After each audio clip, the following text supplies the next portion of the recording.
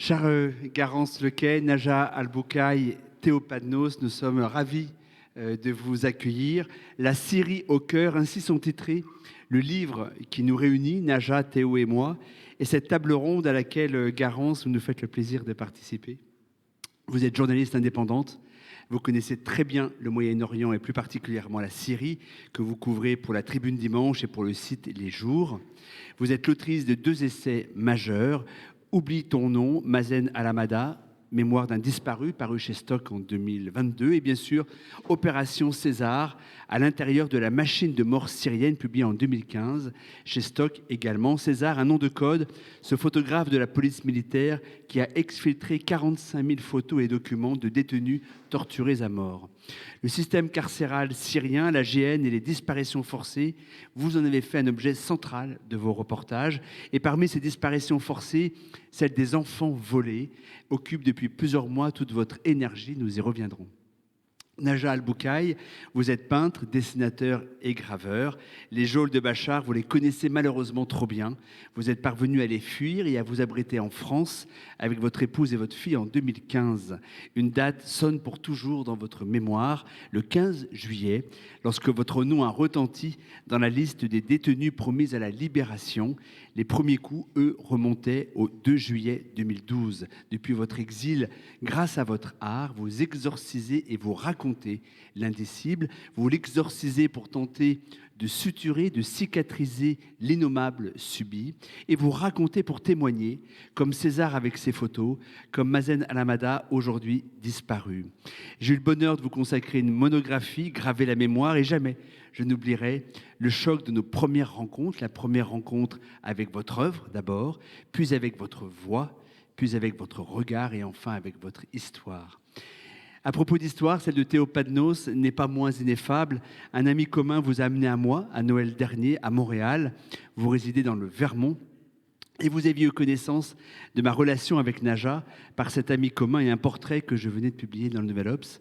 Alors vous avez pris votre voiture, vous avez bravé la neige, la tempête, et nous avons passé ensemble une grande partie de la nuit à converser sur la tragédie de votre incarcération en Syrie.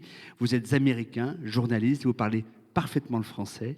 Et c'est aux griffes du front Al-Nosra, branche syrienne d'Al-Qaïda, que vous avez connu l'enfer pendant 1 an, 10 mois et 4 jours, depuis le 21 octobre 2012 jusqu'à votre libération le 24 août 2014.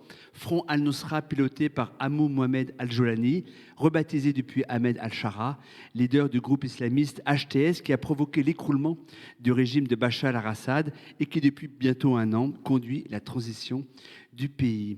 Faire référence à l'enfer que tous deux avaient éprouvé convoque un vaste lexique. Torture psychique, sévices physiques, humiliation, brutalité gratuite, relégation au statut d'animal, menaces de mort permanente, isolement et claustration, conditions de détention indescriptibles, des Untermenschen. Tout était entrepris pour nier vos corps, nier vos identités et ainsi vous amener à nier vos propres âmes. Nous allons y revenir dans les détails. Vos itinéraires, Naja et Théo, et votre travail, Garance, soulèvent une même question qui escortera finalement notre conversation. Comment la part d'inhumanité peut-elle, dans des proportions insoutenables, dévorer la disposition à l'humanité? Et derrière cette question, 2 autres, l'une singulière et l'autre universelle. Comment se répare-t-on et se reconstruit-on après une telle épreuve? Et quelle grille de lecture de la Syrie d'aujourd'hui l'histoire de Naja et celle de Théo suggère-t-elle? Je crois utile qu'on prenne quelques minutes pour que Naja et Théo nous racontiez l'histoire du premier jour au dernier jour justement de vos incarcérations respectives pour qu'on comprenne d'où vous venez. Naja, on commence avec toi. Bonjour, merci pour cet accueil. J'ai été arrêté la première fois en 2011 suite à ma participation à une manifestation au centre de Damas. Ça a duré quelques heures. J'ai été libéré. Puis 1 an après, j'ai été arrêté encore une fois pour 1 mois. C'était le mois de juillet 2012 au centre de 127. Et puis j'ai quitté ma maison et mon quartier. J'ai essayé de me mettre à l'abri en travaillant en même temps à l'université, mais j'évitais les barrages, les conversations très directes à l'université là où je travaillais. Et à la fin, j'ai été capturé la dernière fois en 2014 en essayant de traverser les frontières pour me réfugier au Liban. Et ça a duré 11 mois et demi. 11 mois et demi. 3 mois au centre de 127 et le reste, c'était à la prison de Hadra, prison principale de Hadra. Et puis, j'ai quitté la Syrie en payant des rançons, ce qui était courant sous le régime Assad. Durant cette période, j'ai vu des choses atroces, des promiscuités, les gens, comment ils se font torturer, le nombre de morts. La seule chose que je peux répéter, c'est en septembre 2014, où j'étais arrêté, j'ai assisté j'étais réquisitionné, comme beaucoup de prisonniers, de transporter les cadavres des prisonniers qui mouraient sous la torture ou à cause de la maltraitance. Il fallait les transporter dans des draps, puis les déposer dans des camions, et puis après les camions partaient dans les fosses communes, là où actuellement la Syrie souffre beaucoup et ils ont du mal à trouver on a au moins 150 000 jusqu'à 200 000 disparus. Et donc, il faut trouver les fosses communes, repérer les cadavres, le DNA. Il faut une armée de médecins et de laboratoires. Et puis, sous la pression, l'exigence de faire une justice transitionnelle, et il faut savoir les corps, les cadavres. Donc, moi, j'étais parmi ces gens qui transportaient ces cadavres. Et actuellement, je suis réfugié politique depuis 10 ans en France. Merci Naja. Et on rentrera un petit peu dans les détails, bien sûr, de ce que tu as vécu. Théo, bien sûr. Ok, oui. Ça marche le micro? Oui, ça marche. On m'entend? Très bien, ok. Ouais. Je vais essayer de résumer ce que j'ai à dire dans 5 minutes. Si je dépasse mes 5 minutes, tu me fais signe, ok? Donc, juste pour raconter ce qui m'est arrivé en Syrie, en octobre 2012, j'ai traversé une olivrée à la frontière syrio-turque en compagnie de 3 jeunes influenceurs syriens que je prenais pour des journalistes freelance comme moi. Le lendemain matin, quelque part juste à l'extérieur d'un petit avant-poste révolutionnaire appelé Binish, Taref, ces jeunes m'ont annoncé qu'en réalité, ils appartenaient à l'organisation Al-Qaïda et moi, un Américain, eux, des terroristes, la guerre contre le terrorisme. Bref, j'avais tué leur cheikh Ben Laden. Bref, j'étais un prisonnier de guerre. Selon le Coran, ils ont dit, dans des situations comme celle-ci, ils avaient droit à mon iPhone et aux $50 en espèces que j'avais dans ma poche. C'était un butin de guerre, Al-Ghanaim. Selon Dieu, cela leur appartenait désormais. Et ils voulaient acheter une mitrailleuse de calibre 50. C'était pour tirer sur les avions et qui aurait coûté environ $20 000. Heureusement, les lois du Coran leur donnaient droit à la valeur d'un quart de kilo d'or.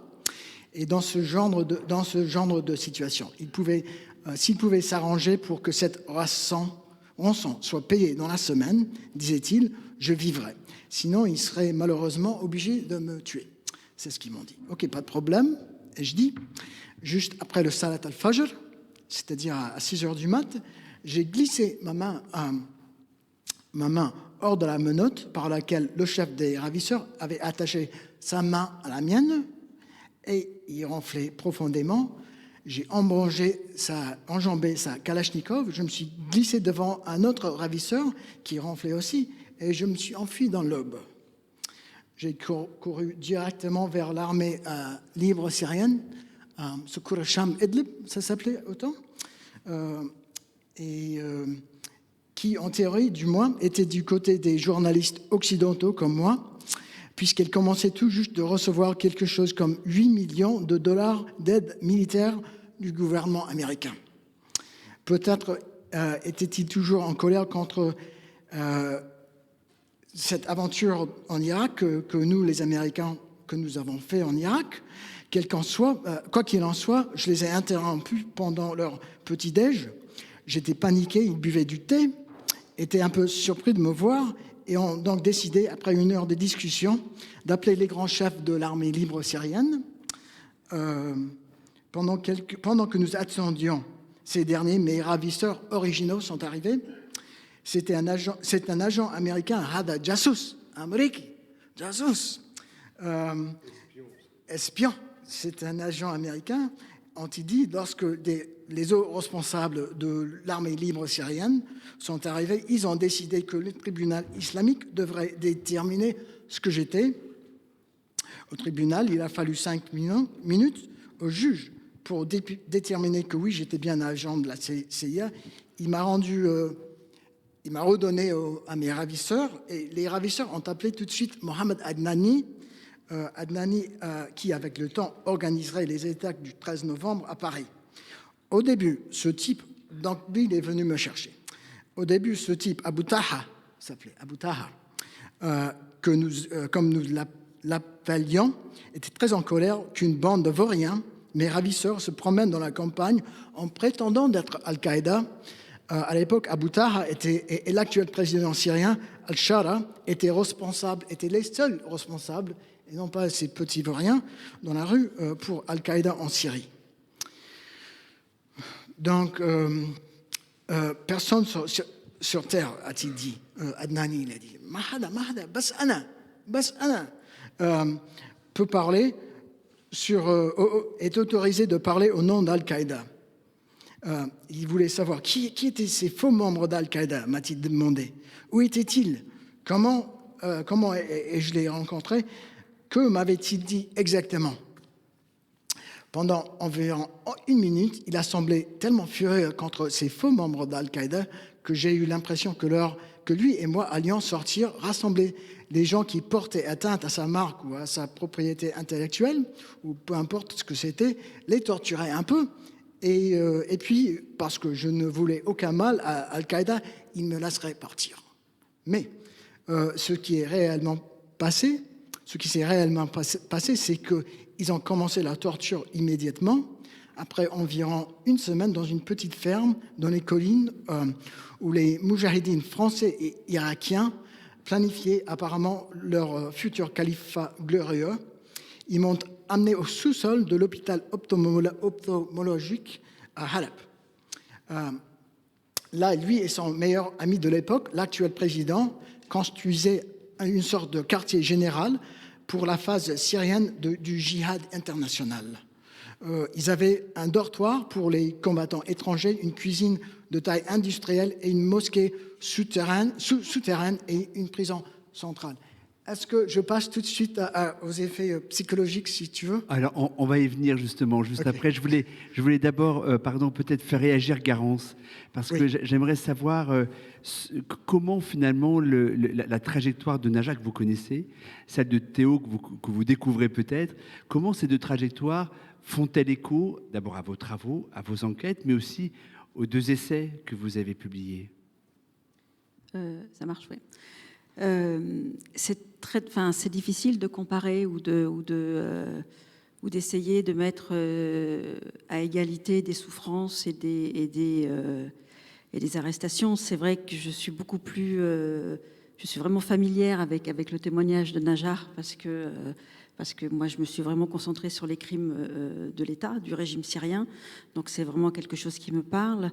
Ce qui s'est passé avec Al-Qaïda et HTS et une frange des rebelles armés, mais plus inconnus, même si ce sont des gens qui ont été élevés sous cette dictature depuis 50 ans. Donc, la violence entraîne la violence et je pense qu'on ne sort pas indemne de 50 ans de dictature assadienne et qu'il est évident que une partie, et c'est voilà, faut vraiment dire une partie des rebelles armés ont pu utiliser à leur tour la violence et la torture en espérant arriver à certaines fins parce qu'ils ont été élevés là-dedans. Et je n'ai pas les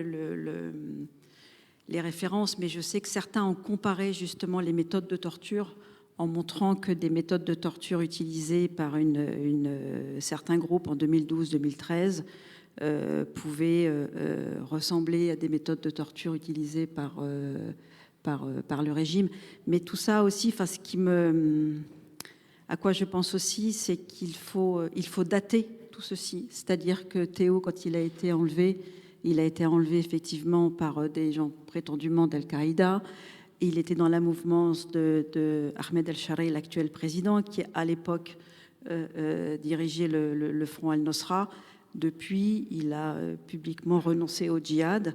Et voilà, je pense qu'il faut pouvoir contextualiser les différentes expériences. On y reviendra justement sur l'actualité parce que je crois que c'est très important. Théo, tu évoquais les sévices psychiques en fait. Là, pour le coup, Naja et toi, et on en parle bien sûr dans le livre, est-ce que finalement vous n'avez pas subi quelque part les mêmes méthodes justement de torture psychique? Et quelles étaient-elles justement? Peut-être Naja, les tortures psychiques. Comment se manifestaient-elles? Comment étaient-elles outillées? Pour un oriental, arabe oriental, je crois que j'aurais pas les mêmes forces de résister que Théo qui vient des États-Unis. Donc moi, je suis arabe, je suis né dans une société où il était perdu et il était écrasé pendant des années, tu vois. Après la Première Guerre mondiale, les Arabes, ils étaient toujours en défaite devant soit les mandats français, anglais. Ils ont perdu 5 guerres devant Israël et ils étaient bombardés par les Américains plusieurs fois. Et donc, avec notre tradition d'être toujours le victime, d'être humilié, écrasé, donc je suis certainement, j'ai une armure de résistance par rapport à un Américain qui est toujours le héros, qui a gagné des guerres pendant au moins un siècle. Certainement, il a une sensibilité assez fragile à supporter la torture. Théo, tu confirmes justement cette singularité finalement culturelle aussi. Moi, ce que j'ai éprouvé, je pense, le système que gérait Adnani et le président actuel, comment il s'appelle, Al-Shara, Al-Jolani. Je pense que c'était un système religieux était construit pour que nous, on éprouve une espèce de mort à notre vie du passé et qu'on entre dans une... on doit mourir à son passé et se réveiller dans l'image de Jolani et de Adnani. On devait être comme eux, penser comme eux. Et les autres prisonniers, ils ont fait ça chez nous. Quand ils sont rentrés, ils ne faisaient pas la prière. Mais au bout de quelques jours, ils commençaient Allah Akbar, tous les jours, 5 fois par jour. Et même les prisonniers alaouites, ils se disaient non, on ne veut plus de cet espèce d'allouisme, on ne veut plus ça. On est devenus des sunnites. Donc oui, pour moi, c'était une expérience spirituelle. Effectivement, je renonçais à ma vie du passé, à ma famille, à revenir dans le monde actuel, et je pensais qu'ils allaient peut-être me libérer, mais en tant que dhimmi, c'est-à-dire une personne qui paie les taxes, qui habite chez eux et qui est soumis à leur loi. Et j'étais content de faire ça. Donc oui, ils m'ont transformé spirituellement, je dois dire. Je me souviens, Théo, pardon, de votre première rencontre, c'était en janvier dernier, et j'avais été frappé par les silences entre vous, par la pudeur aussi, comme si vous étiez liés presque par une fraternité d'âme ou de corps qui était invisible. Est-ce que je me trompe? Est-ce que justement ces histoires totalement singulières, par définition, complètement différentes, dans des contextes différents, est-ce que quand même elles vous lient quelque part? Ce que moi j'éprouve entre moi et tous les prisonniers là-bas, même chez le régime ou chez les opposants, c'est que c'est un pouvoir impénétrable qu'on n'arrive pas à comprendre. Ils ont les mêmes instruments. Et peut-être, je sais pas. Le but plutôt des opposants, là où j'étais, c'était de créer un nouvel âme spirituelle, un bon musulman, alors que ce n'était pas du tout le but chez Bachar al-Assad. Mais quand même, cette expérience de vivre sous un pouvoir qu'on n'arrivait pas à comprendre, cette torture qui durait, qui continuait sans raison et sans arrêt, ça, c'est quelque chose qu'on a en commun, je trouve, non? Qu'est-ce que tu en penses? Certainement, peut-être mon expérience, j'étais avec des groupes. Chaque fois, je suis dans une cellule où il y a au moins 60 personnes, des fois il y a 150 personnes. Tu n'étais jamais dans une On cellule? était torturés en collectif. Ah oui. Peut-être toi, Théo, tu étais isolé une fois avec une seule personne. Et puis, cette histoire entre les États-Unis et ce qui s'est passé en Irak. Ça, c'est différent. Ouais. Alors, pardon, oui, justement. Ouais, en fait, il y a quelque chose en commun. Bon, enfin, il y a deux choses en commun. Je pense que la torture, à partir du moment où on porte la main sur vous, c'est comme si vous perdiez confiance dans le monde. Il y a une fracture qui se fait. Et quand tout à l'heure tu parlais de reconstruction, non, enfin pour moi il n'y a pas de reconstruction possible. Enfin, on ne reconstruit pas ce qui a été totalement détruit. Ils poursuivent leur vie comme ils peuvent, comme ils veulent, mais à partir du moment où un autre homme porte la main sur vous, quelle que soit la lourdeur de la main ou le geste de la main, il y a une brisure qui se fait. Et c'est Jean Améry qui disait, donc ce résistant qui a été torturé avant d'être envoyé en camp de concentration, qui disait 23 ans plus tard, je pendouille encore, parce qu'il avait été détenu, il avait été accroché avec les mains derrière le dos et qu'on lui avait déboîté les épaules. Et il disait 23 ans plus tard, je pendouille encore. Donc il y a ça, et puis surtout tous les deux, le fait qu'il n'y ait pas de logique. Et ça, c'est une torture aussi, parce que si vous savez que voilà, vous allez être torturé tous les jours de 4h à 4h30, vous pouvez construire votre quotidien autour de cette demi-heure de torture. C'est horrible, mais il y a une sorte de logique. Le fait qu'il n'y ait aucune logique est une autre forme de torture, parce qu'en fait, ils sont dans l'insécurité totale tout le temps, puisqu'ils ne savent jamais ce qui va se passer dans la minute d'après. Et peut-être que pendant 3 jours, ils ne vont pas être torturés physiquement, mais c'est une torture, en fait, parce qu'ils vont attendre, parce qu'ils ne vont pas savoir. Ça, c'est vraiment... et c'est très caractéristique, en tout cas, du régime Assad.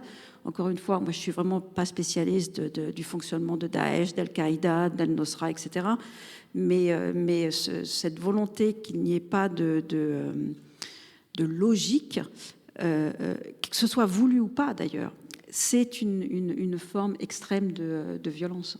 Effectivement, je pense qu'il y a une logique. La logique, c'est que on se soumet à mort spirituelle. Tu renonces tout le passé, tout ce que tu as avec, même ton nom. Au début, mon nom était... j'ai jamais été Théo. Mais au début, j'étais... Il y a Wassar, il y a Hamar, il y a Kalb. J'étais très le chien, le mauvais, je traduis. Des insultes. Oui, mais donc... Et puis, il balançait ma nourriture par terre. Et moi, ça m'a blessé un peu, ces injures. Pas vraiment. Quand ils me tabassaient, ok, je tolérais. Mais quand le mépris qu'ils avaient pour moi, je ne comprenais pas. Et puis les noms, les insultes, puis ça m'a blessé. Mais finalement, je pense que ce que j'ai fait, c'est que je me suis dit, je ne veux plus être Théopanos. J'étais très content de pouvoir enterrer cette personne et de me réveiller en tant qu'une autre personne. J'hésitais à devenir musulman parce que je craignais qu'ils allaient me dire « Anta munafik, tu es un hypocrite de la religion, tu mens » et puis ils allaient me tuer à cause de ça. Mais quand même, ce qui m'est arrivé, je pense, c'était... Je suis rené. J'étais... Comment je dirais ça? J'étais rené. Non. Renaître, du verbe renaître. Renaître. Tout à fait, oui. Comment je vais dire ça? Je suis né à nouveau. Voilà, en tant que... Je ne sais pas, en tant qu'une personne qui apprécie la vie plus que... Comment d'ailleurs, lorsqu'on est l'objet d'un tel processus de déshumanisation, comment on conserve au fond de soi, justement, sa capacité d'humanité? Je ne conservais rien du tout. Mais après, justement, dans la construction, dans la poursuite finalement de la vie, parce que c'est ça aussi qui est en jeu. Je pense que ce que j'ai éprouvé, c'est ce que Achara est en train d'éprouver maintenant, c'est que on se rend compte, je suis un être humain. Quelle joie de pouvoir se promener dans la rue. Quelle joie de pouvoir ne pas être bombardé par les avions qui passent. Quelle joie de pouvoir, je sais pas, parler aux femmes. Ça j'ai fait ça. Je n'ai pas parlé, je n'ai pas vu une femme pendant 2 ans. Et la première fois que j'ai vu une femme, c'était mon agent de FBI qui m'a récupéré à la frontière. J'étais admiratif un peu. J'étais un peu bouleversé, mais... J'aimerais qu'on parle d'un objet qui vous est commun. Vous l'avez employé, bien sûr, de manière très différente l'un et l'autre, mais c'était clé, c'est le crayon. Le crayon et le stylo. Et ça, quand on parle de processus de résilience, donc de construction d'une poursuite de la vie après un trauma, on sait que souvent, on peut s'appuyer sur un objet. C'était votre cas. Naja, raconte-nous comment le crayon a été déterminant et Théo également. Après ma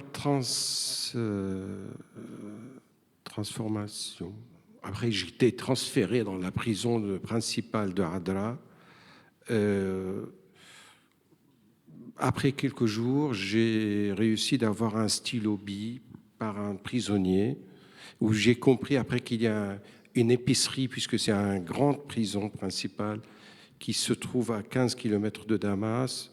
Normalement, il est fait pour accueillir 3000 détenus de droit commun, mais à l'époque où nous étions entre 14 à 15 000 arrêtés suite à la révolution. Donc tous les gens qui se font arrêter à l'époque sont considérés comme opposants ou terroristes. Donc il y avait des épiciers où on a le droit d'acheter un stylo bille et un petit carnet de dessin, un carnet pour écrire.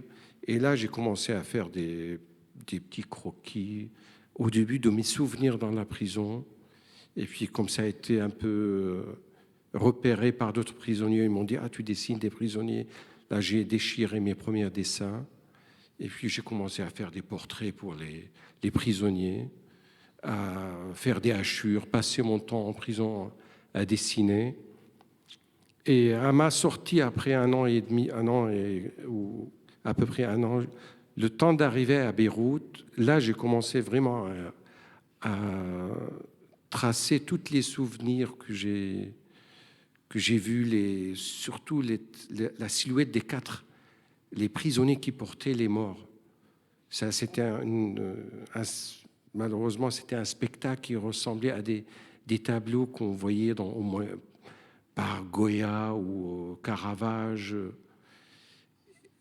Et c'était le seul moyen pour expliquer aux autres ce que j'ai vu.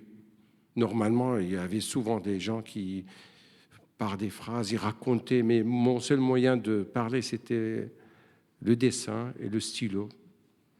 Et surtout que le stylo, puisque j'étais à l'époque, comme jusqu'à maintenant, un errant exilé, donc je me déplaçais d'une maison à l'autre. Et le seul moyen, c'était un carnet et un stylo bille noir. J'ai pas besoin de recharger l'encre, ou j'avais pas besoin un palette pour mélanger le lavis ou l'encre. Stylo bille, c'est très pratique. Et toi, Théo, raconte-nous. Oui, donc ce qui m'est arrivé, c'est qu'au début, on n'avait pas le droit à quoi que ce soit, surtout pas un stylo. Mais après 1 an et demi, un type assez sympa qui s'appelait Abu Hamza al-Hamsi est venu auprès de moi pour me donner un stylo. Parce que lui aussi était emprisonné chez Bachar al-Assad pendant peut-être 11 ans. C'est ce qu'il m'a dit. En prison de... non, à côté de Damas, Sedna. C'était un ancien, je ne sais pas, terroriste, c'est ce qu'il me disait. Et donc il m'a donné son stylo. Au début, j'étais plus Théopadnos. Ils m'ont donné, après 1 an et demi, j'avais le numéro de ma cellule, c'était le 3. Donc mon nom, c'était Talatha.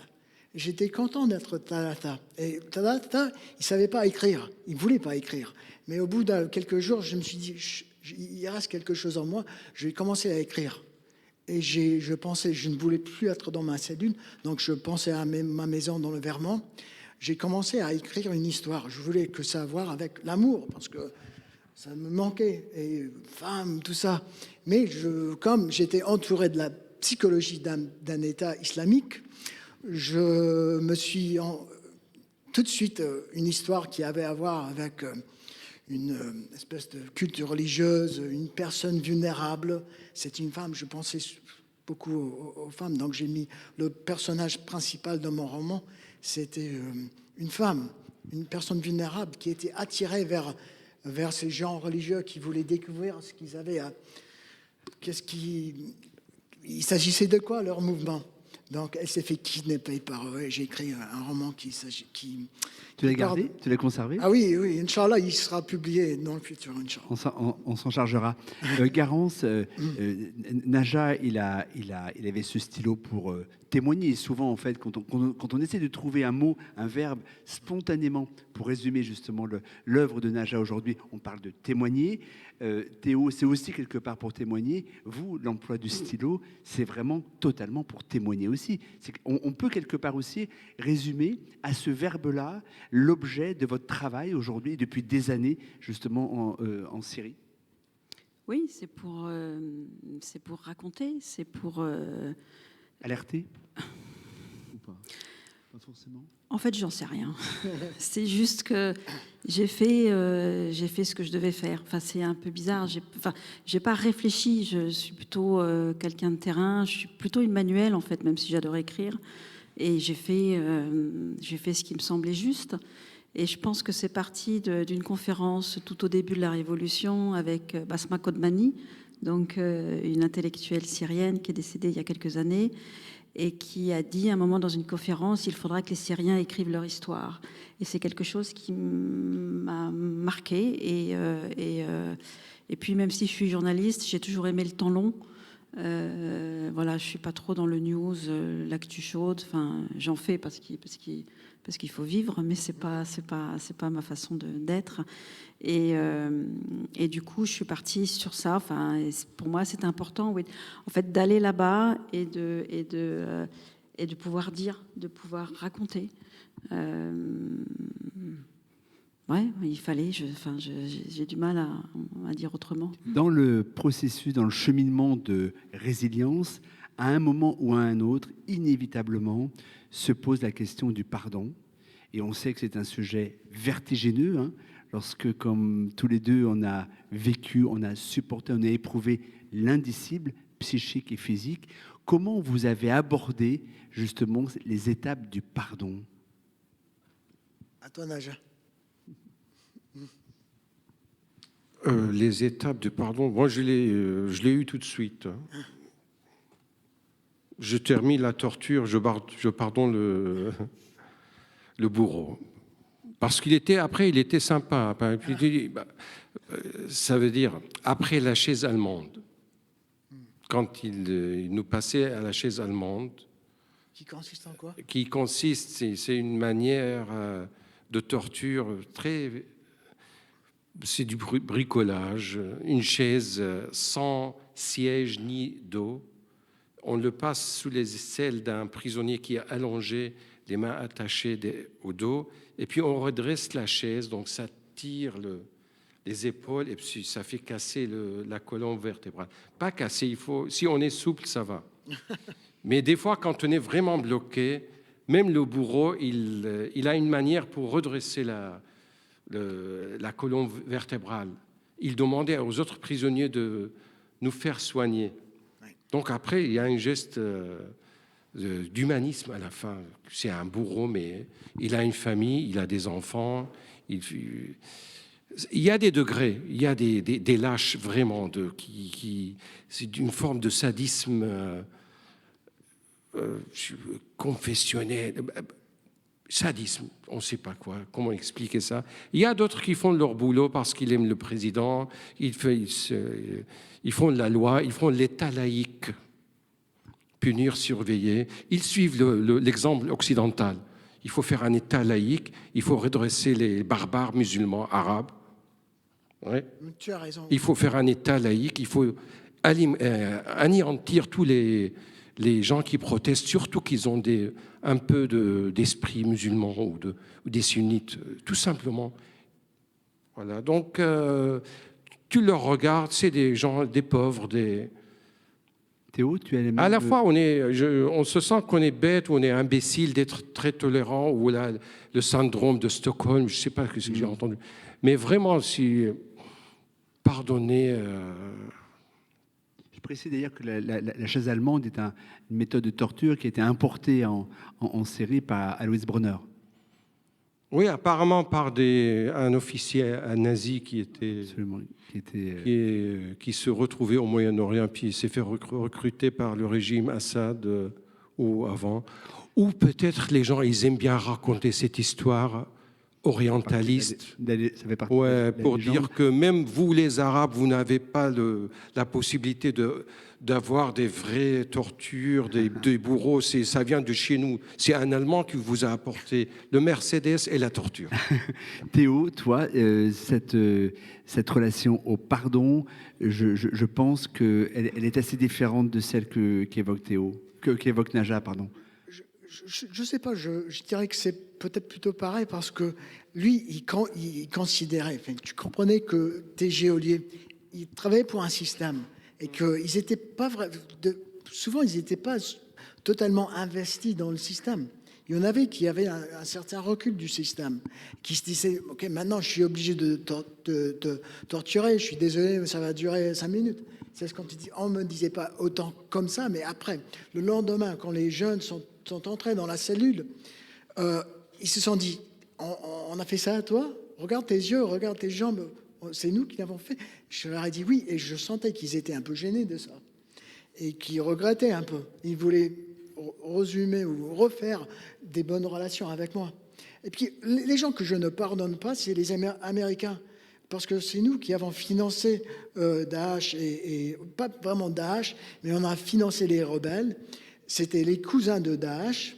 Et au moment où on a envoyé des missiles et tous nos armes, les gars de Jabhat al-Nusra et de Daesh ont appelé leurs cousins pour dire « Il paraît que toi, tu as reçu une jolie mitrailleuse hier, on la veut ». Donc, et ces gens-là, eux, ils sont dans les universités, ils ont des grands boulots, ils gagnent beaucoup d'argent. Et eux, ils ne regrettent rien. Ils sont très contents. Donc, je suis en colère contre eux. Mais contre les rebelles syriens, non, ils faisaient plutôt leur boulot. Le lavage de cerveau qu'eux, ils avaient, c'était une espèce de prison beaucoup plus dure à échapper que la prison là où je vivais, moi. Garance, de vous trois, vous êtes la seule personne qui est retournée en Syrie. Vous étiez encore il y a quelques jours, vous êtes retourné plusieurs fois depuis que le régime de Bachar est tombé. Quel constat aujourd'hui faites-vous de la Syrie? Quel constat économique, politique, judiciaire? On va y venir parce que hier s'est ouvert un procès important en Syrie, on y reviendra juste après. Quel constat aussi faites-vous des états d'esprit des Syriens que vous croisez aujourd'hui? Alors c'est compliqué de faire une généralité. C'est vrai que je pense qu'il y a eu plusieurs étapes depuis le 8 décembre. D'abord cette joie immense le 8 décembre quand le régime Assad tombe. Tout le monde ressent cette joie. Enfin, c'est indescriptible. Enfin, c'est quand même 50 ans de dictature, de terreur, d'oppression, de torture, de vie impossible qui s'évanouit, en plus d'une manière... c'est quand même un tout petit bonhomme, Bachar el-Assad, parce qu'il fuit le samedi sans prévenir personne. Enfin, c'est vraiment... ouais, voilà, c'est un moins que rien, excusez-moi, mais c'est vraiment un tout petit. Et puis, il y a un drôle de mélange. Il y a à la fois cet espoir immense, il y a la découverte, il faut apprendre, en fait. Il faut apprendre à parler, ça paraît bête, mais il faut apprendre à faire confiance, il faut apprendre à parler. Et puis le fait que ce soit Ahmed El-Shareh, donc le patron de HTS, Hayat Tahrir el-Sham, qui soit à la tête de cette coalition qui fait tomber le régime, entraîne une suspicion de la part d'une partie des Syriens, mais... oui, il y a des questionnements. En même temps, ils ont fait tomber Assad. Et aujourd'hui, il y a tellement à faire. Enfin, 90% des Syriens vivent sous le seuil de pauvreté. L'économie est totalement détruite. Mais il y a c'est vraiment un drôle de mélange. C'est difficile de... Enfin, je ne pourrais pas faire une généralité. Puis en plus, moi, quand je suis sur le terrain, je suis un petit peu obsédée, et je suis dans mes sujets et je regarde pas forcément à droite à gauche, mais il y a cet espoir d'une vie meilleure, même s'il y a une crainte forcément, mais on ne peut pas, on peut pas abattre 50 ans de dictature en une journée, un mois, un an. Enfin, ça va demander énormément d'efforts, ça va demander énormément d'investissement. Et il y a chez beaucoup de Syriens cette volonté. Moi, les Syriens m'impressionnent. Enfin, il y a une force, une résilience, il y a énormément de Syriens qui étaient exilés en Europe, qui reviennent pour concrètement rebâtir leur maison, pour s'engager dans un processus de justice transitionnelle, il y a vraiment moi, je ne sais pas trop d'où ils viennent, les Syriens. Je ne sais pas s'ils viennent de la Lune ou d'ailleurs, mais enfin, il y a vraiment une force au sein de cette population qui est assez étonnante. Théo, toi qui as vu qui était Al-Jolani, crois-tu en la transformation sincère de cet homme? Peut-être, mais ça n'a rien à voir avec, pour dire, ça n'a rien à voir avec la réalité de ce qui se passe actuellement en Syrie. Peut-être que lui, il ne veut. D'abord, ça m'étonnerait qu'il y ait eu des relations entre lui et Al-Qaïda, effectivement. C'était une espèce de marque commerciale qu'ils avaient pour recruter des jeunes. Mais s'il y avait des relations financières entre Jolani et Al-Qaïda, ça m'aurait étonné parce que tout se passait en espèces. Chez Jabhat al-Nusra à l'époque, on ne pouvait pas envoyer des fonds ils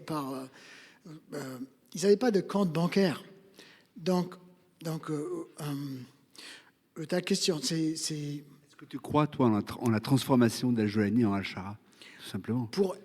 La question est de savoir aujourd'hui et demain, qui dirige la Syrie? Est-ce celui que tu as connu ou est-ce cet homme dont on a objectivement un visage plutôt, quand je dirais, pas rassurant, mais un visage de confiance et avec des faits en plus quand même? Oui. Non, je crois que le pouvoir qui dirige la Syrie maintenant, c'est chaque gars qui a un camion, qui a une mitrailleuse. C'est lui qui gère sa petite partie de la Syrie. Et Jolani, Al-Shara, il n'est pas capable il n'a pas assez d'argent pour gérer une vraie armée. Il gère une petite armée. Mais il y a plein d'autres armées qui gèrent leur petit territoire. Et quand eux, ils ont envie de massacrer peut-être les Druzes ou les Alaouites, ils le font. Et il n'y a personne qui les empêche. Donc, qu'est-ce qui gouverne la Syrie maintenant? Ce n'est pas Al-Shara. Peut-être que lui s'est reformé, transformé psychologiquement, je ne sais pas, mais ça n'a rien à voir avec la sécurité des minorités.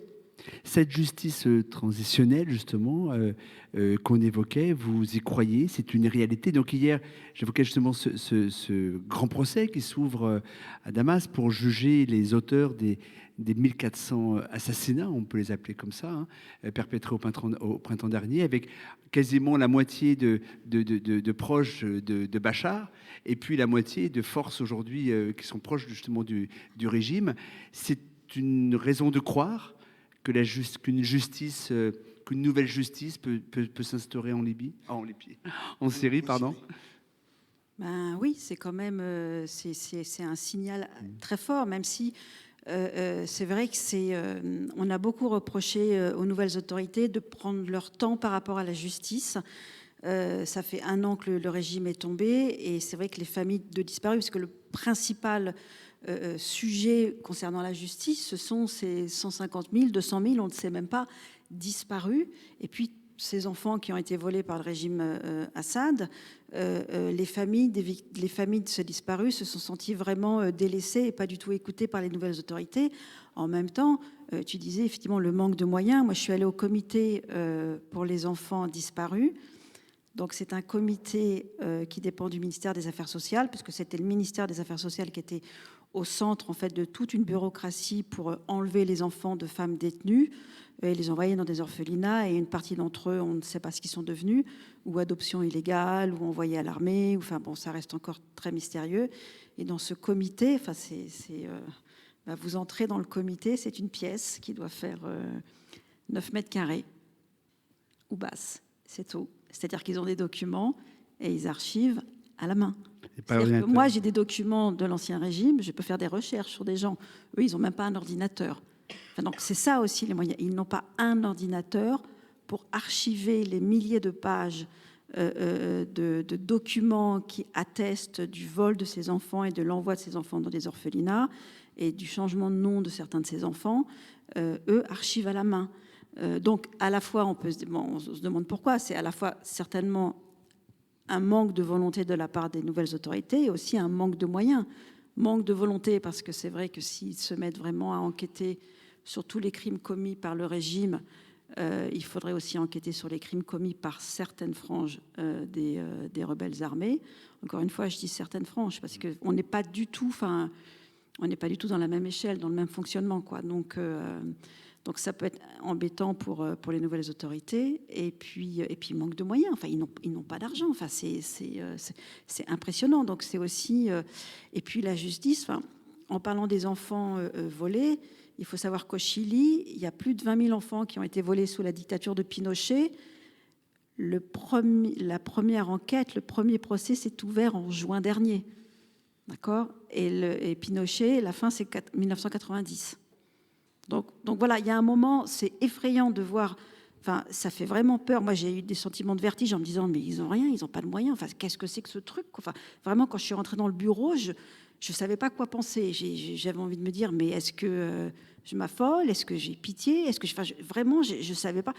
Et puis après, quand on commence à lire un peu plus sur l'Argentine, sur le Chili, sur l'Espagne, et quand on voit que le premier jugement, enfin la première inculpation a eu lieu en juin dernier pour le Chili, ben on se calme et on se dit bon voilà, enfin ça va durer des années et des années. Tout le monde le sait.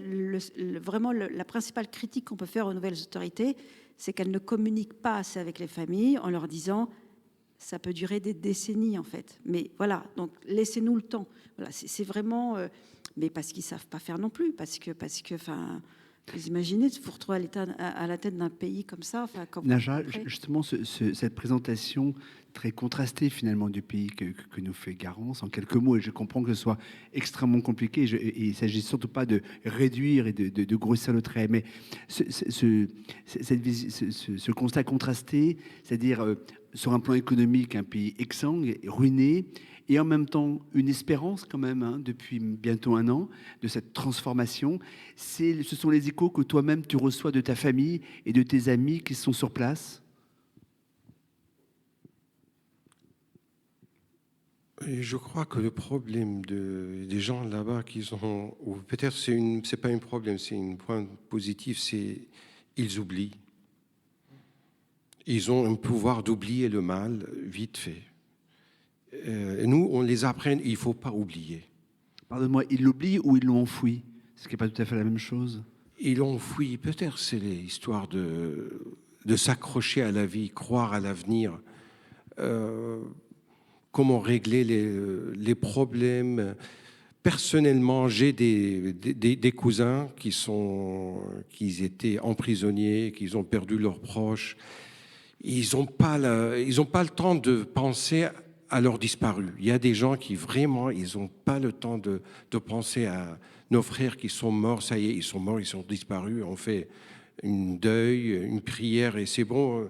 Il faut penser au quartier qui est à côté de chez nous, qui est complètement démoli, comment il faut enlever les débris, les poussières qui viennent, comment il faut trouver de l'eau, l'électricité. Mais en tout cas, les gens, ils ont de l'espoir. Il y a plein de gens qui ont de l'espoir et ils n'ont que ça à s'accrocher. Et à la stabilité, bon, il y a des gens qui sont choqués. Hein. Ça fait 50 ans qu'ils sont au pouvoir. Là, d'un seul coup, ils se retrouvent avec... ils n'ont pas de piston. Et puis, la justice transitionnelle, les vengeances, je ne sais pas quoi. Il y a des gens qui ont peur. Mais comment on peut faire d'un pays qui a vécu 50 ans de guerre, avec 14 années de guerre civile, on a besoin d'une armée d'avocats, déjà pour suivre tous les sujets. Il faut des milliers de laboratoires pour trouver faire les analyses de DNA pour dire voilà, c'est votre personne, il est là, vos proches, ils sont là. Il faut beaucoup de moyens, mais Et du temps. du temps. En fait, c'est ça, on a l'impression qu'il faut du temps. Et la patience, surtout qu'on est Patience, entouré. La Syrie est une région centralisée entre l'Asie et l'Europe.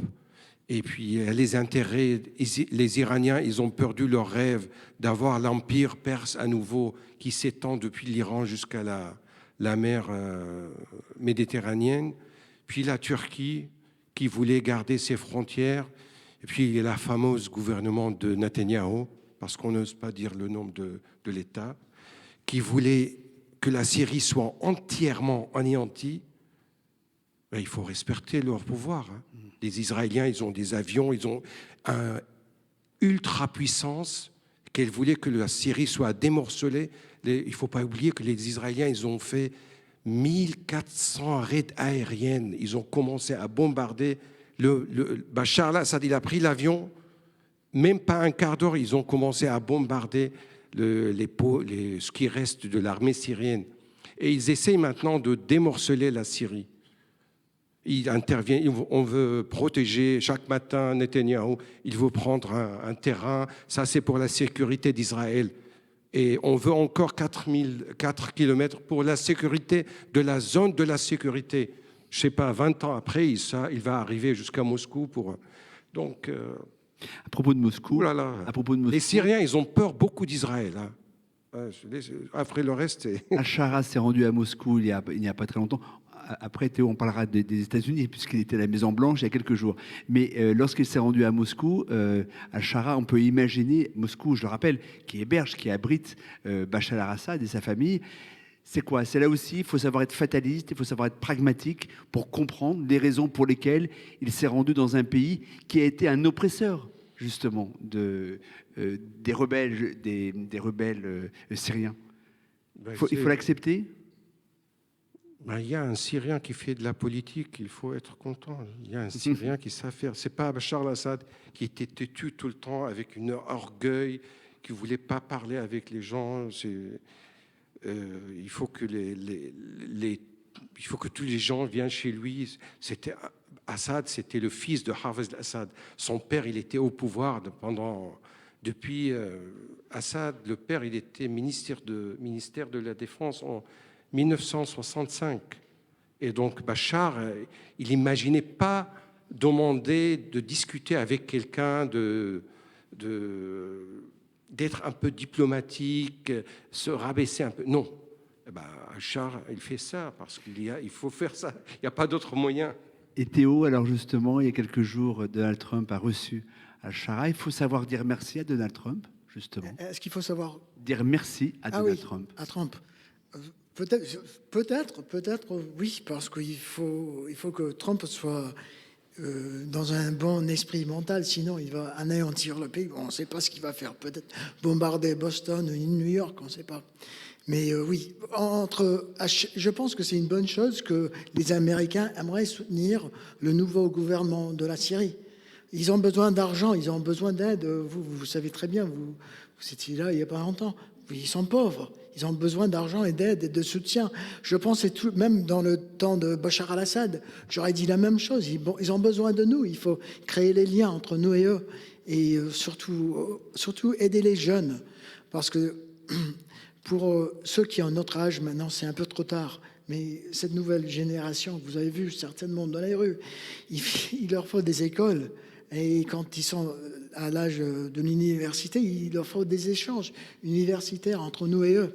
Il faut ouvrir les frontières et les laisser voyager et faire leurs études ici. Et aux États-Unis aussi. Mais Trump, il défend tout ce qui est étranger, même les Français. J'imagine que Trump, il a peur des Français maintenant. Garance, d'après vous, il faut s'inquiéter aussi peut-être des contreparties que Trump peut exiger de son secours au nouveau régime ou pas? Je ne sais pas. Là, en parlant des jeunes, j'aurais plutôt envie de rebondir. Oui. Moi, ce qui m'a inquiété, c'est que C'est qu'en fait, j'ai vu beaucoup de jeunes à Damas qui sont en train d'émigrer en Allemagne. Beaucoup de jeunes, des docteurs, des dentistes. L'ami avec qui j'ai travaillé là, sur les enfants volés, il part en Allemagne dans un mois. Ils sont beaucoup de cette force vive du pays, quoi, à partir. L'Allemagne a volé une génération de jeunes Syriens. Ils ont fait parce qu'ils pensaient que c'était la bonne chose, mais en réalité, la Syrie avait besoin de ces gens. Oui, mais sous le régime Assad, c'était un petit peu compliqué. Okay, on ne pouvait pas les refuser. Mais quand même, de toute façon, il n'y avait aucun débat. On les a pris sans poser de questions parce qu'ils étaient opprimés. Mais si on pensait vraiment aux intérêts de la Syrie, je pense qu'on aurait peut-être réfléchi un peu. Mais Garance, cette hémorragie, en fait, se poursuit. C'est-à-dire que vous constatez oui. En tout cas, dans le cercle dans lequel j'ai évolué en juin et là, il y a 10 jours, c'est vraiment, c'est toute une bande de copains et ils partent tous. Ils partent tous en Allemagne. Ce sont des dentistes, des docteurs, des pharmaciens, et ils émigrent d'une manière officielle en tant que professionnels, quoi. Et je m'attendais pas à ça, en fait. Mais c'est vrai que le pays est dans un état. Enfin, vous n'avez pas l'électricité toute la journée, vous n'avez pas d'eau toute la journée. Enfin, c'est quand même. On n'imagine pas, en fait. On n'imagine pas. Et en même temps, vous avez ceux qui reviennent. C'est quand même un drôle de mélange, parce qu'il y en a qui reviennent. Dans les deux sens, en fait. Ça va dans les deux sens. Et il y en a qui reviennent, qui étaient. Je vois là un jeune pour moi, mais il doit avoir 30 ans. Et c'est un ancien chebab de Daraya. Donc Daraya, cette ville au sud-ouest de Damas, qui a été particulièrement visée par le régime d'Assad. Et lui, il vit en France avec sa compagne. Ils ont 3 enfants. Et il revient reconstruire Daraya, quoi. Ça va dans les deux sens, en fait. Et ça montre quand même la vitalité de cette population, de ce peuple, quoi, qui est quand même capable de... parce qu'il en faut du courage, quand même. Enfin, on n'imagine pas, mais waouh, enfin, partir au moment de la dictature, prendre la mer ou marcher des jours et des jours pour fuir une dictature, ou même aujourd'hui, on se dit, ils partent dans des meilleures conditions, mais il faut y aller, quoi. Il faut y aller à 25 ans, partir dans un pays où vous ne parlez pas la langue, où vous allez devoir apprendre la langue. Enfin, ça montre quand même une force de cette population, de ces jeunes, ouais, dans un sens ou dans un autre, et même regarde, il y en a qui reviennent, mais Najar, tu peux pas rentrer, toi, à cause des problèmes de papier en France, tu peux pas rentrer, t'as pas pu encore rentrer chez toi, quoi. Enfin, parce que si Najar part, il peut pas revenir. Vas-y, dis-nous. Au bout d'un moment, on a cru que le régime, il va rester vraiment. L'année dernière, personne ne croyait que le Bachar al-Assad, il va partir. Et donc, on s'est enraciné. Ça fait 10 ans que je suis en France. On a nos racines, nos travail. Ma fille, elle a fait ses études ici. Ma femme, elle a son travail. Moi, tout mon travail artistique, toute notre retraite est ici. Et puis, d'un moment, le régime, il est parti. Et on se sent maintenant que nous étions obligés de quitter la Syrie. Et là, maintenant, peut-être, on est obligé de quitter la France. Donc, il faut trouver de sont doublement exilés, en fait. On n'a pas envie de rentrer en Syrie sans pouvoir bien sûr, être certain de pouvoir revenir en France. Un Syrien, c'est pas comme un... Et donc, pour ça, il voyager partout. Même Et donc, pour ça, il faut que ton épouse, ta fille et toi obteniez la nationalité française. C'est ça qui te permettrait de retourner en Syrie, puis de rentrer en France. On a l'impression que Al-Shara est dans une course contre le temps, une course contre la montre. Et je m'explique. Il a besoin nécessairement de temps pour commencer de reconstruire le pays, pour montrer les signes de la reconstruction, pour gagner la confiance justement de la population. Et on a l'impression que parmi ses principaux ennemis, c'est peut-être dans son propre camp d'hier justement qu'on les trouve. Est-ce que je me trompe? Et finalement, plus il gagnera à démontrer la reconstruction, plus il pourra marginaliser ceux qui aujourd'hui lui sont hostiles. C'est ça un petit peu le défi auquel est confronté Al-Shara. Tout à fait, je suis d'accord avec toi, oui. Oui, le danger, c'est parmi ses proches, c'est pas parmi les opposants, mais tous ceux qui ont les bombes maintenant, qui font le terrorisme freelance un peu en Syrie, sont ses anciens compagnons de guerre. Donc, mais je pense pas que dans le temps, il est géré. Il les gère pas maintenant. Donc, s'il a un problème, il se faisait des assassinats entre eux. Tout le temps, pendant les 2 ans que j'étais là, ils s'assassinaient entre eux. Et si un jour, lui, il se fait assassiner, ça sera par un de ses proches et pas par un ennemi de l'extérieur. Tu es d'accord, Naja? Un des défis de Al-Shara maintenant, c'est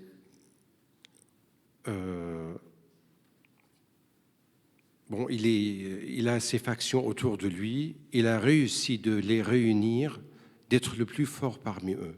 Il y en a qui sont très fanatiques. Mais ce qui s'est fait maintenant, depuis qu'ils sont arrivés au pouvoir, l'armée israélienne humilie la Syrie. Oui. Elle écrase, elle bombarde, elle grignote. Et Al-Shara et le pouvoir, il ne réagit pas. Ah ben voilà, c'est un traître, il ne réagit pas. Il se fait humilier. Nous, les Syriens, on se fait baiser par Israël, il ne réagit pas. Et Israël, elle cherche tous les moyens pour faire réagir les combattants. Elle attend le moment. Chaque jour, elle cherche qu'il y aura une réaction en fait. pour dire, voilà, les djihadistes, ils vont nous attaquer pour chercher un nouveau 7 octobre, pour rebombarder la Syrie, pour envahir à nouveau. Ça, c'est un des plus grands défis du pouvoir en Syrie. Résister en fait à la tentation de la provocation, voilà, tentation de réagir à la provocation. De Netanyahou et Katz et Ben Gvir et son état de... Wow. C'était la même chose dans le temps de Bachar al-Assad. Il avait toujours le danger de l'Israël et des fanatiques. Et lui, il essayait de... un peu Non, c'est pas la même chose, mon cher. C'est pas comme Assad. Alors, Non. T'as vu comment Israël elle a réagi dès que Bachar al-Assad est parti? Il bombarde davantage maintenant, tu veux dire. En plus. Ouais, parce que son père, lui, ils étaient d'accord que Assad, il est là pour écraser les Syriens, pour les opprimer tout le temps. Oui. Et là qu'il est parti, est-ce qu'ils vont devenir un État démocratique? Ça marche pas. Est-ce qu'ils vont être un État plus fort? Parce que dans le temps de Hafez al-Assad, on disait souvent que si jamais la maison d'Assad tombe, la Syrie sera mangée par les ennemis à l'extérieur du pays et par les fanatiques. C'est ce que la propagande de Bachar al-Assad disait. Méfiez-vous, si jamais je tombe, le pays sera démorcelé, ce qui est en train de se passer. Propagande. Il n'y a pas tort. Propagande. C'était de la propagande, mais bien sûr, c'était Assad, il disait c'était moi ou le chaos. Non, c'est lui et le chaos, c'est pas la même chose. Et maintenant, ils ont le chaos. Non, ils n'ont pas le chaos. Une révolution qu'elle était opprimée, là, le chaos. Bien sûr, c'est le chaos, parce que Assad, il a tout détruit. Oui, avec l'aide des Américains aussi, je dois dire. Ils n'auraient pas pu vraiment détruire le pays sans ces 800 millions de dollars d'aide militaire américaine. Non, mais attendez. Qui a détruit le pays? C'est quand même Assad. C'est nous, les Américains. Deuxièmement, oui, c'est... Pourquoi tu crois que les Syriens, ils ne sont pas capables tout seuls de... Assad, il n'est pas capable tout seul de détruire son pays? Sans les armements. Les armements, c'est quand même important. Oui, sans ça, ils auraient eu des petits fusils, des fourchettes, des cuillères. Et les barils qui tombaient sur les villes. C'était pas grand-chose, les barils. Les barils de Assad. Tu les remplis de merde, et puis moi, je les ai vus tomber, les barils. L'un des hélicoptères à Alep. C'est juste de la merde dedans. Des bombardés par ces barils. Et je peux dire qu'une bombe américaine est beaucoup plus importante, beaucoup plus grave qu'une baril. Et que nous, on les a envoyés plus de 800 millions de dollars d'aide militaire. Ça, c'est beaucoup plus grave que ce qu'ils auraient pu construire eux-mêmes. 100 milliards pour qui? Pour mes amis dans l'hôpital ophtalmologique d'Alep. Je crois qu'ils ont payé les rançons. Le Qatar, il a payé le rançon de 10 millions de dollars pour qu'ils puissent avoir de l'argent. Tu as raison. Nous avons la chance d'avoir 2 panélistes avec nous, des étudiantes en journalisme, que je vais inviter à me rejoindre, à venir sur scène pour vous poser justement chacune une question. Juliette de la Chesserie et Maëlle Viguerard. Je vous laisse le micro, allez-y. Merci beaucoup. Je voulais vous partager une réflexion. J'ai eu la chance d'assister à une conférence d'Arthur Saradin, que vous connaissez peut-être. Il a écrit un livre sur l'enfer concentrationnaire syrien. Et il a partagé une réflexion qui m'a marquée, que je voulais vous partager aussi. Il disait que tant les prisonniers de Bachar étaient nombreux, le régime assadien avait même volé cette singularité de l'horreur. Et je voulais vous demander ce que vous en pensiez, ou si vous ressentiez plutôt une sorte de réconfort dans tous les témoignages similaires aux vôtres que vous pouviez entendre. Il y a une singularité, l'horreur d'Assad. Oui, c'est le fait de 50 ans de règne avec des... Remarquez qu'Assad, comme c'est un dictateur, il était obligé de faire des prisons partout en Syrie, dans des stades de foot, une salle de théâtre, en bas il y a un centre culturel, il y a un centre de détention. Et les centres de renseignement sont dispersés partout. Il a quand même des fameuses prisons comme Siednaya et Palmyre. Et c'est quoi le suite de la... Il parlait de tant les prisonniers étaient nombreux sous Bachar al-Assad, que finalement il n'y avait plus de singularité de l'horreur, parce que tout le monde connaissait quelqu'un qui avait vécu cette horreur. Oui, je voulais savoir ce que vous en pensiez. Sûr. Et ça fait ce que les gens se soutiennent entre eux, même les prisonniers. Il faut lire quand même il y a un roman syrien d'un prisonnier, La Coquille, de Khaled Khalifa, Mustafa Khalifa. C'est un prisonnier qui a passé 12 ans en Palmyre. Et il décrit vraiment, vraiment les conditions de détention.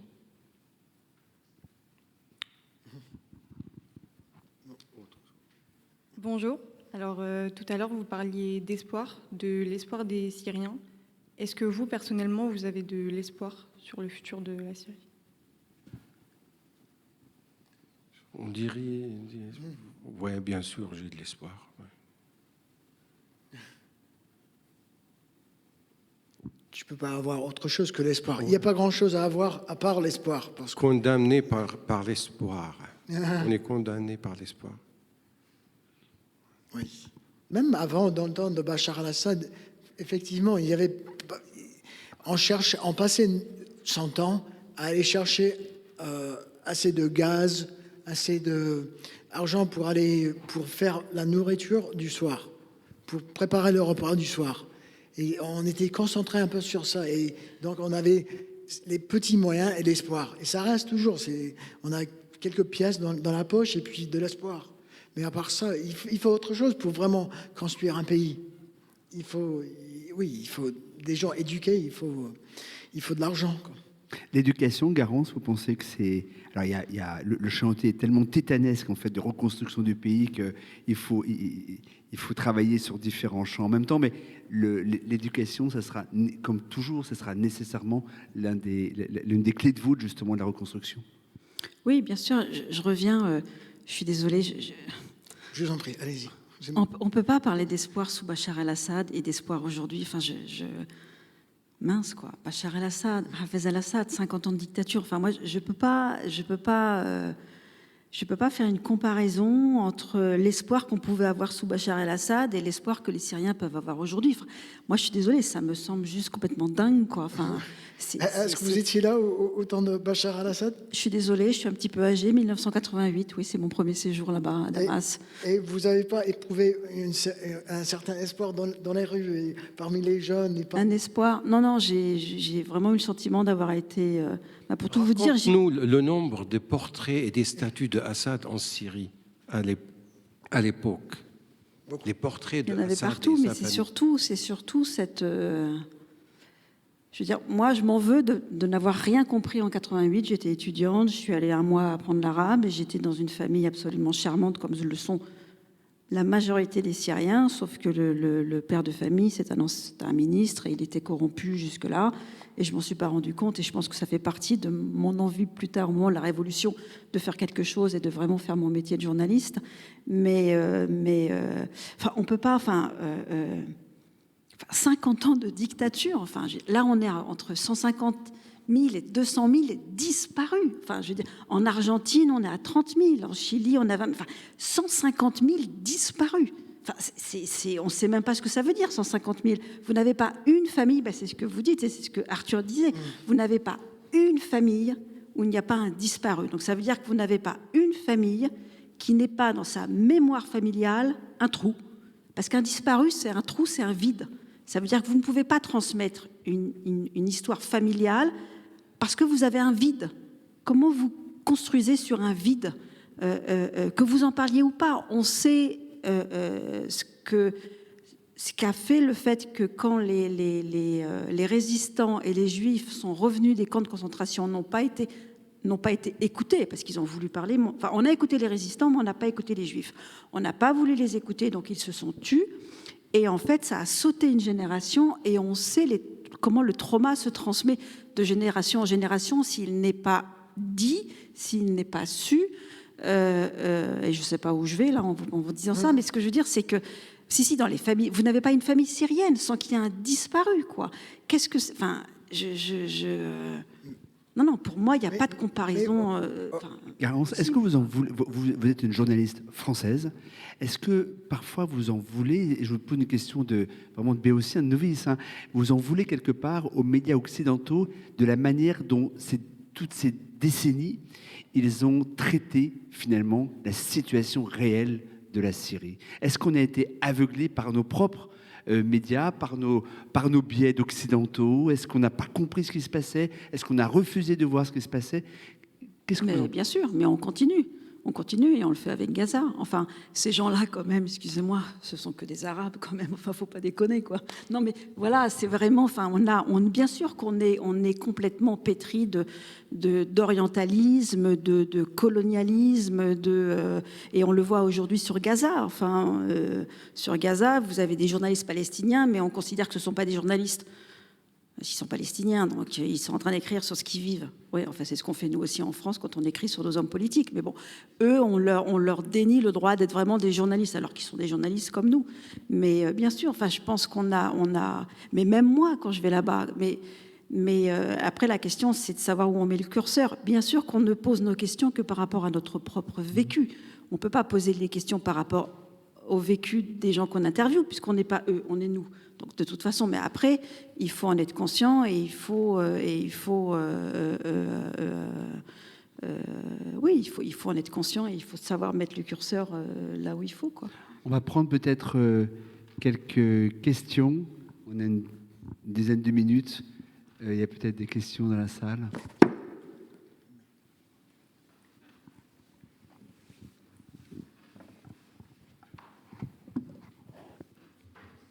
Alors, qui se lance?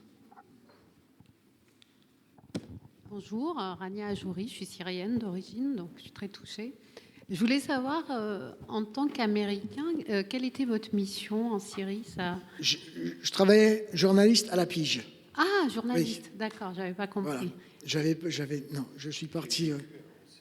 J'ai vécu en Syrie avant. J'étudiais l'arabe et j'ai essayé de me lancer dans la carrière d'un journaliste avant la révolution, oui. D'accord, ok. Et oui, je sentais l'espoir dans les rues. J'allais souvent au concert, par exemple. Il y avait des gens il y avait des mariages, il y avait des gens qui tombaient en amour. Il y avait, moi, j'ai éprouvé peut-être les plus beaux moments de ma vie dans Damas avant la révolution. Et j'ai toujours mes amis de cette époque-là qui me contactent, qui me disent il faut qu'on se retrouve maintenant, il faut qu'on aille, il faut qu'on y aille. Parce que c'était... D'accord, vous avez tout à fait raison, chaque famille possède un vide, un trou. Mais quand même, comme à Moscou, sans doute dans l'époque de Staline, il y avait cette dictature, mais à la fois, les gens ils se disaient donc, on ne se mêle pas dans la politique, on essaie de vivre nos vies. Et on admire les gens qui arrivent à se soutenir sous des conditions pareilles, parce que nous, on ne les a pas. Et on dit, comment ça se peut que vous n'êtes pas complètement démolis par le fait de cette dictature? Et ils se disent, nous, on tolère, on vit avec. Toi, tu as fait l'école des Beaux-Arts, et tu avais sans doute dans ta famille des disparus. mais tu continuais à vivre ta vie et tu as quand même eu une bonne éducation dans la fac de Beaux-Arts à Damas. Non? Et tu étais même content avec ta vie. Bon, et éducation, tes il amis. n'y avait pas de modèle nu. Hein. Ok, d'accord. Maintenant, on traite le nouveau pouvoir parce Oui, qu'il oui, n'y ça, a oui. pas de modèle nu. Oui. Mais le modèle nu à l'école de Beaux-Arts de Damas, c'est annulé depuis, c'est interdit depuis 74. Ah bon, tu avec l'avais pas l'arrivée de Hafez Assad. Tu l'avais pas? Merde. Je suis désolé pour toi. Mais, ok. Mais quand même, tu comprends ce que je veux dire? Mais c'est sûr qu'il y a la vie, c'est vaste. Il y a pas, les gens, ils s'adaptent, ils ont l'autocensure.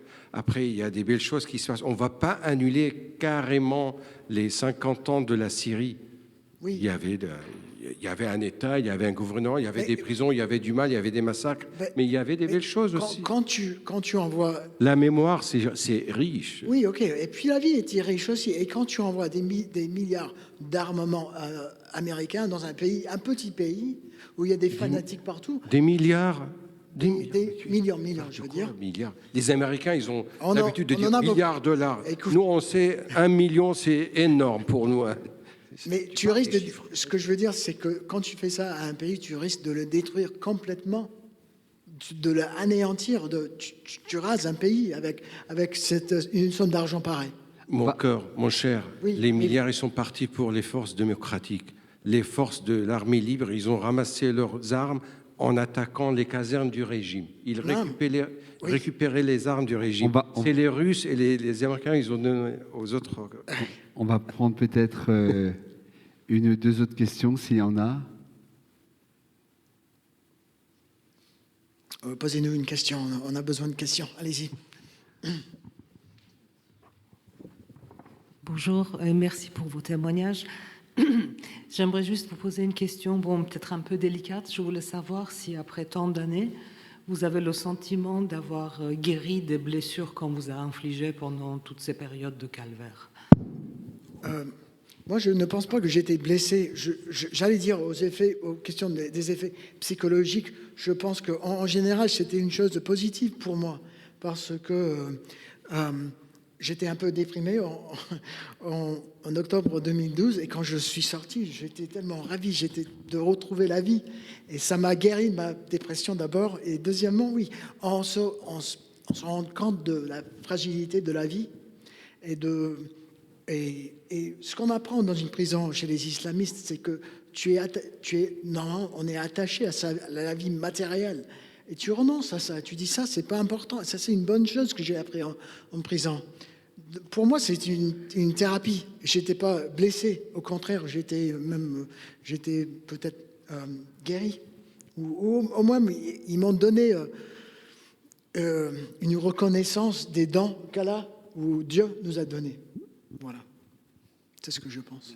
Pour moi, je crois le fait de parler, de témoigner devant des publics, devant des interviews, et le fait de dessiner, ça aide beaucoup. Et être entouré par des amis et une famille, certainement ça guérit. J'ai beaucoup moins de cauchemars. Et c'est vraiment après la chute du régime, les Syriens... La plupart des Syriens, ils font plus de rêves qui sont des cauchemars. Ça s'est beaucoup réduit. Alors les opposants, ceux qui étaient avec le régime, ils ont d'autres histoires à vivre maintenant. Naja, dans les années qui ont suivi ton retour en France, tu t'es concentré, tes dessins se sont concentrés presque de manière obsessionnelle justement sur la traduction de ce que tu avais vu et de ce que tu avais subi. Et aujourd'hui, on voit la couleur qui réapparaît. On voit aussi des nouveaux thèmes que tu introduis dans tes dessins. C'est ça aussi un signe non pas de guérison, parce que je suis incapable, moi, de savoir si c'est un mot qui s'adapte, qui s'applique à ce que vous avez vécu l'un et l'autre. Mais en tous les cas, c'est quand même la démonstration qu'il y a une nouvelle lumière aussi au fond de toi. Et puis, certainement, le fait de travailler beaucoup, le sujet, est-ce qu'il est épuisé à fond? Est-ce qu'il est parti? J'ai besoin d'exercer d'autres processus dans mes recherches artistiques. Le sujet, je l'ai traité de plusieurs manières. C'est vrai qu'il y a des choses que j'aimerais bien faire, c'est des tableaux à la couleur ou faire des bandes dessinées, mais c'est la recherche. Ça fait quand même 10 ans que je suis sorti. Parce que ce qui est, Je vais pas rester- ce qui est spectaculaire, c'est que quand on a fait la monographie, tu avais retrouvé donc des peintures que tu avais faites, que tu avais produites lorsque tu étais en Syrie. Et il y avait un travail de la couleur absolument exceptionnel. Et après, évidemment, tout ce que tu as entrepris, c'était dans le noir et le blanc. Et donc, petit à petit, maintenant, le bleu est réapparu. Enfin, on voit qu'il y a justement cette Il y a cette évolution. d'autres éléments qui rentrent dans mes dessins, soit des animaux ou des personnages ou des musiciens. Mais c'est vrai qu'ils ont l'apparition des prisonniers qui s'amusent, où il y a des sortes de satiriques. Je dessine beaucoup les statues de Assad et son fils, avec une sorte des personnages qui se réunissent. Le sujet, il est amusant, mais il faut... Le recherche ne s'arrête pas. Est-ce qu'il y a... C'est un sujet très, très riche, les prisons, malheureusement. Il y a plein de compositions. Les gens, l'architecture, l'état d'âme des gens qui vivent à l'intérieur, les relations entre les personnages, c'est très riche, entre la mort et la vie, le fin, l'espoir. Est-ce qu'il y a encore une question? Oui? On va vous amener le micro. Famine.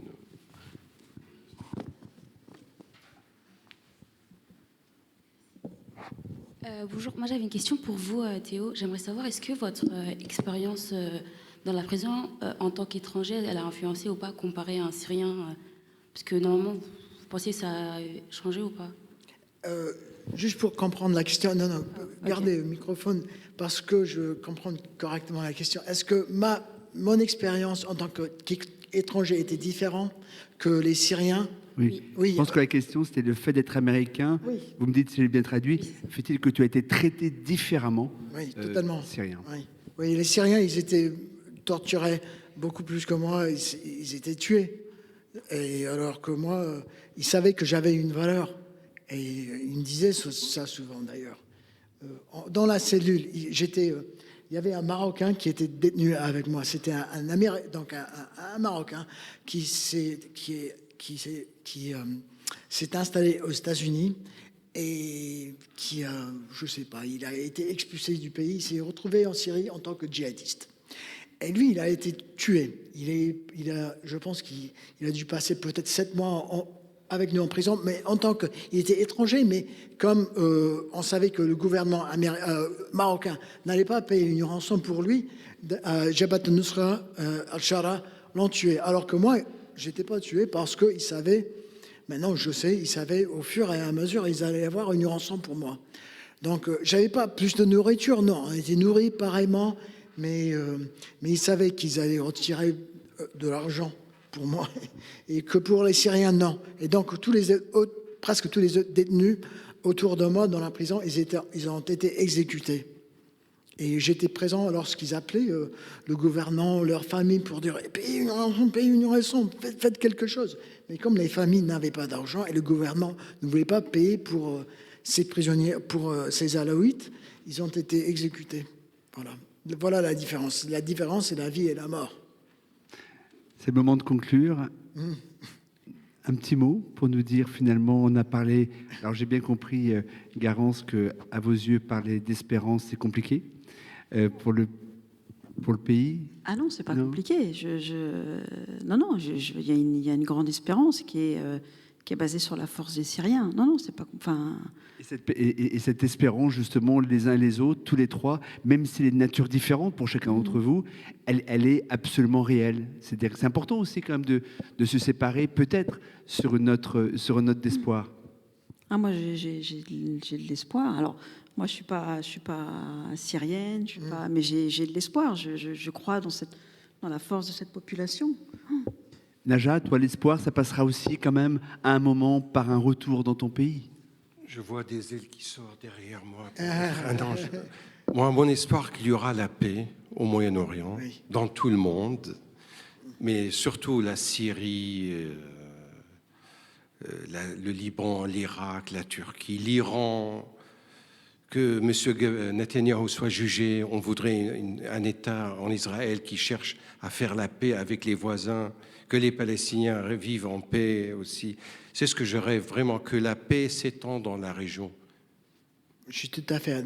Tout ce qu'il a dit, je suis d'accord avec toi. Franchement, c'est pareil. C'est pas un paix d'immobilier, hein, comme non. M. Trump, mais un vrai paix de respect entre les... Merci beaucoup, Naja, Théo et Garance, pour ce témoignage. Merci à vous. Merci, Denis. Merci.